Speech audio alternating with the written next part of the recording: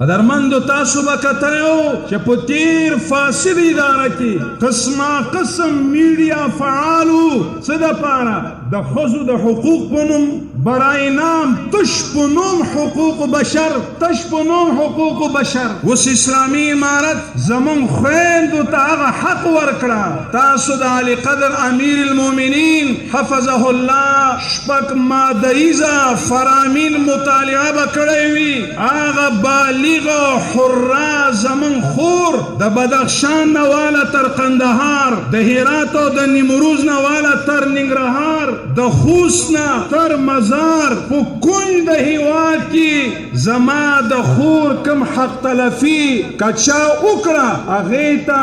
حریت خودمختاري ازادي اسلامي امارت د شریعت د اصولو مطابق هغه خودمختاره ګرځولې ده چې هغه به زی خپل حق به غواړي په میراث کې مهر کې څوک په بدو نشي ورکولی زما یو خورکی دا حقوق د نسوان دغې ته وایي د ښځو حقوق دې ته نه وایي زما فتمن غیرتي یو خور وي اغیار خودغرض کړی زما د خور نه پړونې لرې کوي سرپوره کوي دا بېعزتي او بېغیرتي ده دا بېعزتي نه ده چې زما په خورکی په سر باندې پړونې ږدو محفوظ او مستور او خود مختار ای